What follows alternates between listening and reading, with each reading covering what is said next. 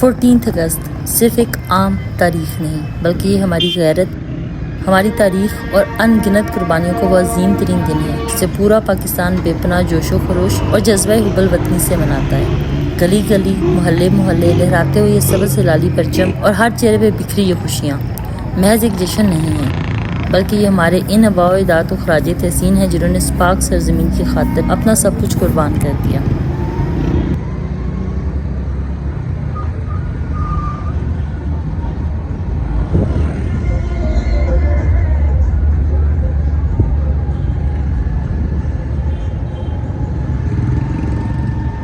انہی مجاہدوں کی انتھک محنت اور شہداء کے پاک خون کی بدولت آج ہم ایک آزاد، خود مختار اور باوقار قوم کی حیثیت سے سانس لے رہے ہیں۔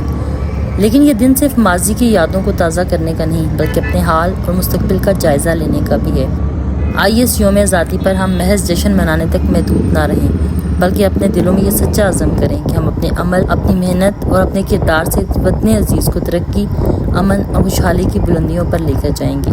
ہمارا یہ پیارا پاکستان ہماری شناخت ہے، ہمارا غرور ہے اور اس کی حفاظت و ترقی ہم سب کی ذمہ داری ہے۔ پاکستان زندہ باد، پاکستان ہمیشہ زندہ باد۔